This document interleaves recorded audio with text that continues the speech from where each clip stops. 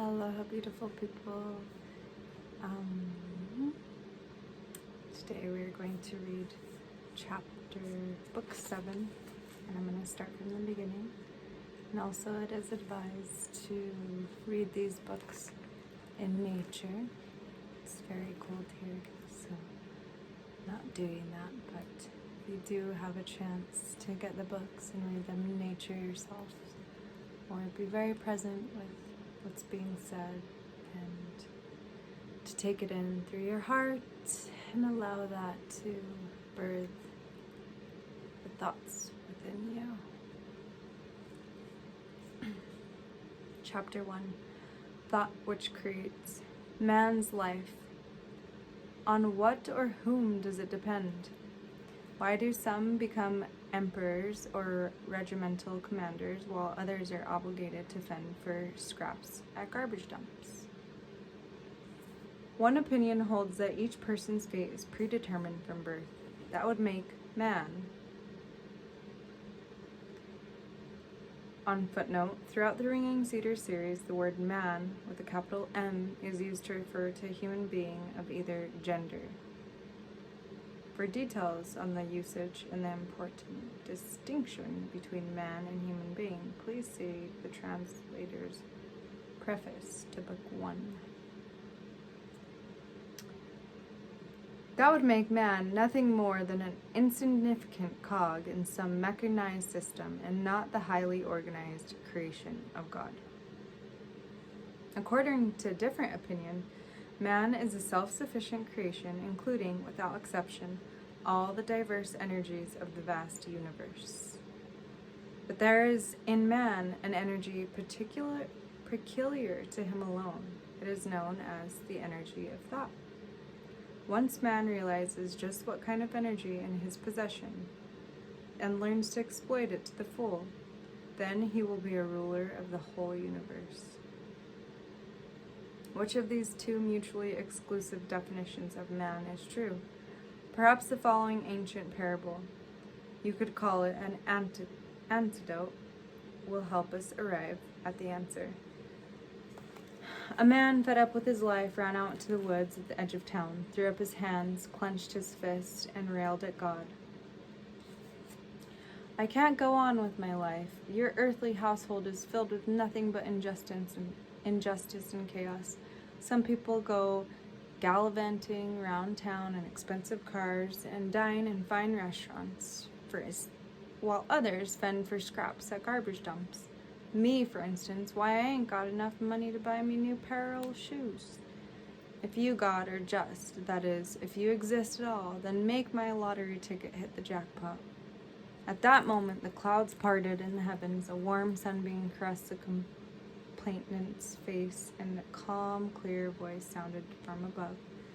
Do not worry, my son. I am prepared to fulfill your request. The man was overjoyed. He walked along the street with a smile on his face, happily peering into shop windows and imagining what kind of goods his lottery winnings might buy. A year passed. The man won nothing. He concluded God had let him down. Now the man, who by this time was really fed up, went back to the same place in the woods where he had heard God's promise and cried, You didn't keep your promise to me, God. You let me down. Here I've been waiting for a whole year now. I've been dreaming about the things I'll buy with the money I win, but a whole year's gone by and I ain't got no winnings yet. Oh, my dear son, came the sad response from the heavens.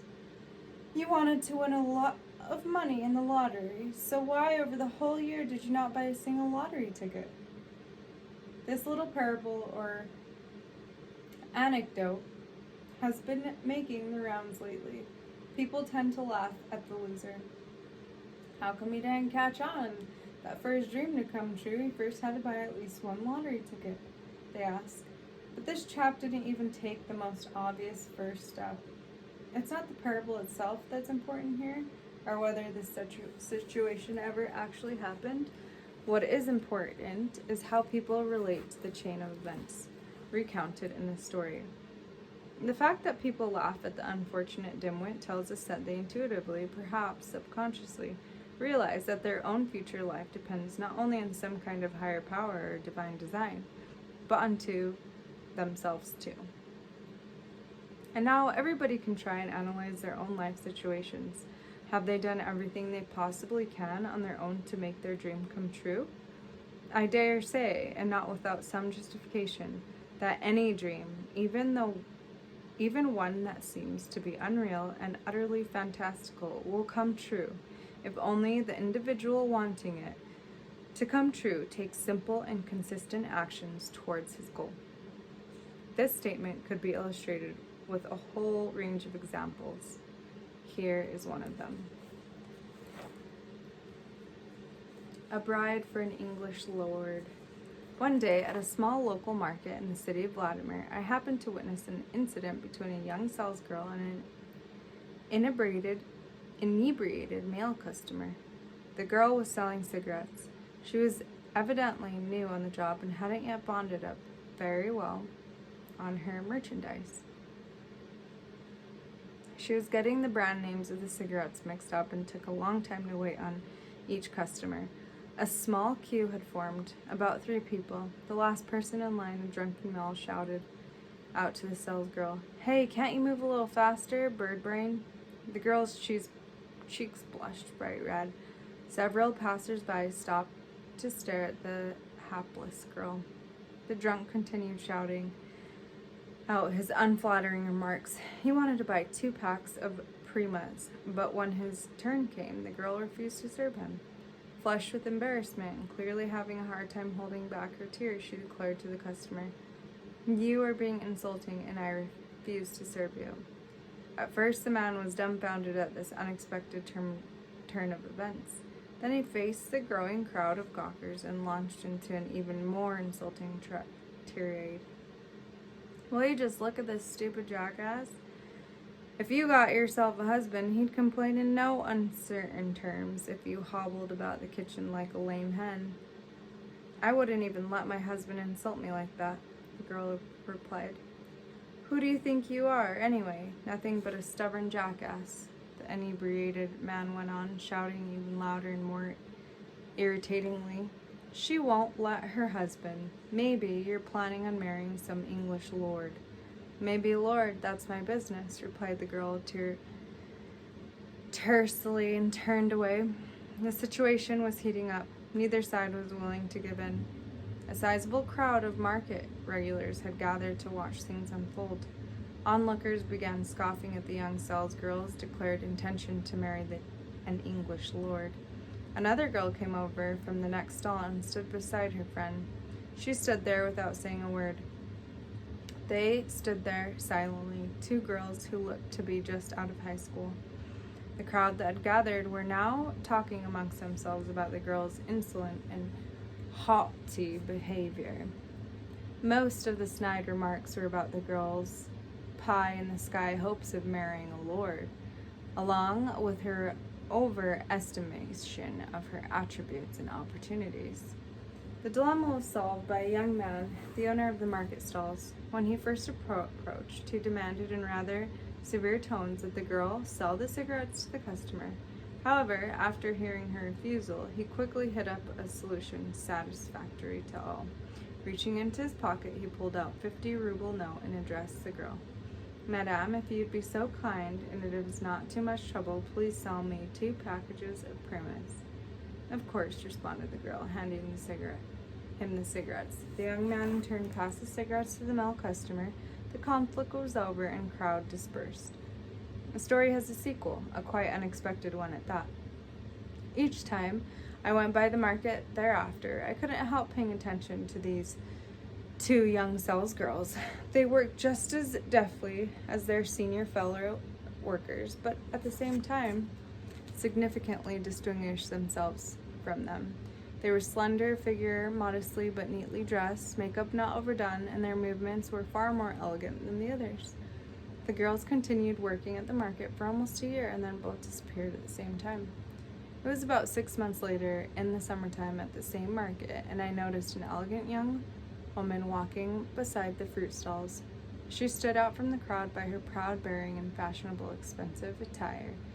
The striking young woman was accompanied by a dapper-looking gentleman carrying a basket filled with a variety of appetizing fruits.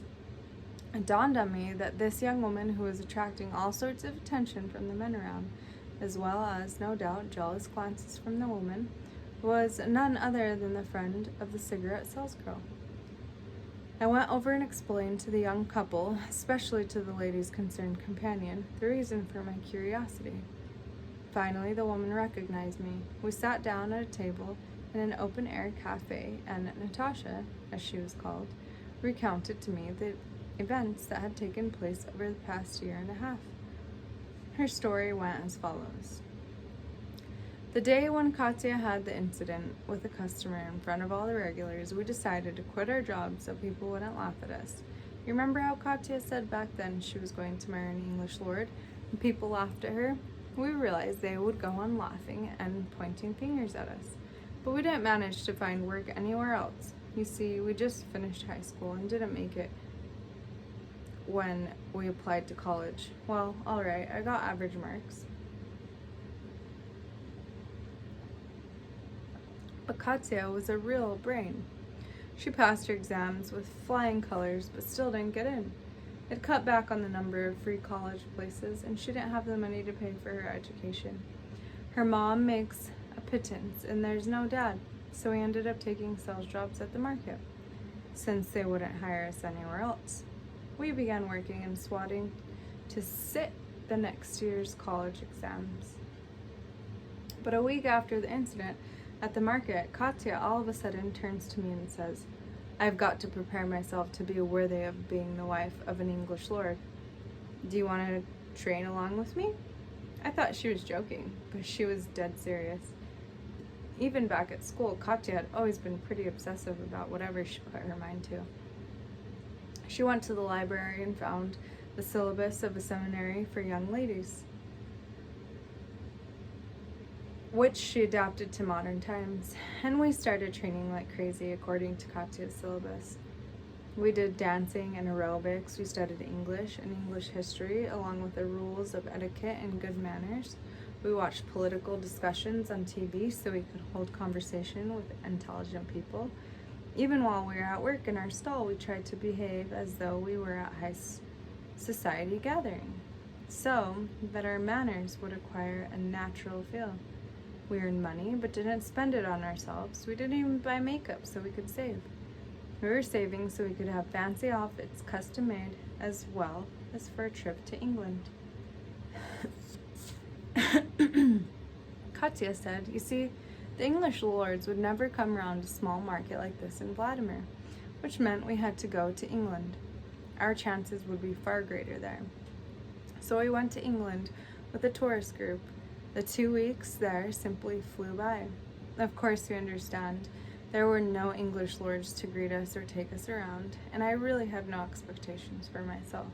I was just doing this to keep Katya company. But she actually had hopes. Once she got something in her head, that's it. She never stopped looking every Englishman in the face, searching for her intended. We even went to a dance club a couple of times, but nobody asked us to dance. Not even once. It was the day of our departure, and we were on our way out to the motor coach from our hotel, and Katya still kept looking around, ever hopeful.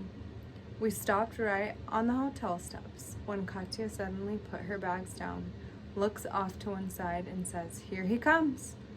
I look, and lo and behold, walking along the sidewalk toward us is a young man, minding his own business and paying no attention to us.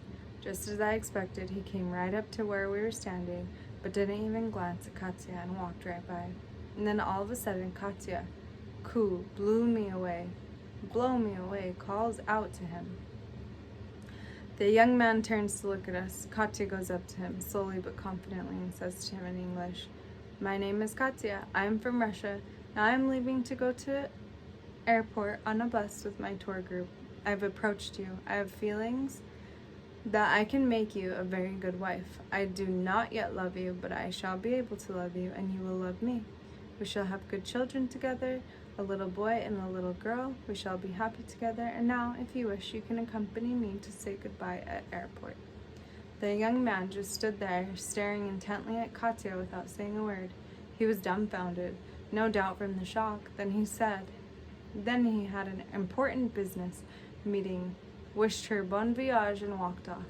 The whole way to the airport, Katya sat out the window. We didn't say a word to one another, but both Katya and I felt awkward in front of all the tourists who saw the scene in front of the hotel. I could literally feel my skin tingling at all those people making fun of Katya and accusing her. But when we arrived at the airport and were getting off the coach, right there was none other than this same young Englishman greeting Katya with a huge bouquet of flowers in his hand. She put her hand down. No, she simply let it fall to the pavement. She didn't take the bouquet, but buried her head in his chest and began crying. He dropped the bouquet, and the flowers scattered all over. I helped the other tourists gather them up while they just stood there. And the Englishman was stroking Katya's head. And, as though there were nobody else around, he kept telling her what a fool he was for almost letting fate slip through his fingers, how, if he didn't catch up with her, he would suffer for it his whole life, and kept on thanking Katya for finding him. Meanwhile, as it turned out, the plane's departure was delayed. I shan't tell you how, but I was the one who managed to delay it. Her Englishman turned out to be from a family of British diplomats, and he himself was about to be posted to some embassy. As soon as we got back to Russia, he started ringing up Katya every day. They talked for hours. Katya, now in England and pregnant. I think they really do love one another, and now I believe in love at first sight. When Natasha finished telling me her amazing story, she gave a smile to her companion sitting beside her. I asked whether they had known one another long, and the young man answered, "You see, I was in the same tourist group. When the Englishman's flowers got strewn all over, Natasha started picking them up, and I began helping her. Now I carry her fruit basket for her. Who are we compared to English lords?" Natasha lovingly placed her hand on her companion's shoulder and said with a smile, "And just who are they compared to you, our Russian men?" Then the happy girl turned to me and said, "Andrei and I got married a month ago, and here we are, come to see my parents." After hearing the story of these girls, a lot of people might think, well, they were just lucky, not a typical situation.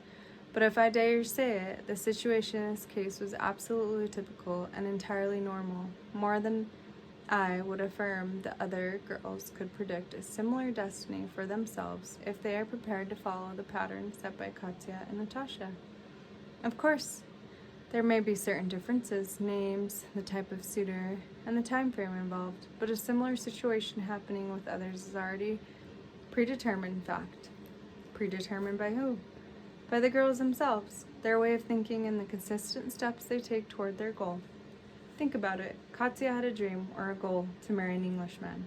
What prompted this dream is unimportant. She was probably turned off by the atmosphere of the market, the drunken customers and how rude they were, or maybe the shameful taunts of the customer in question. In any case, a dream was born. What of it?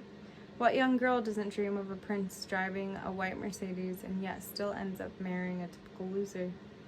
In the vast majority of cases, their dreams do not come true. I concede that, of course, but the reason they don't come true is simply that their actions, or more precisely, their inaction in respect to their dream, is like the anecdote about the lottery ticket. When someone dreams about winning big at the lottery and even asks God for help, but doesn't take the first elementary step of buying a single ticket, the girls began taking action, and a consistent pattern was realized. Dream, thought, action. Try removing just one of these elements from the chain, and the girls' fate would have turned out completely different.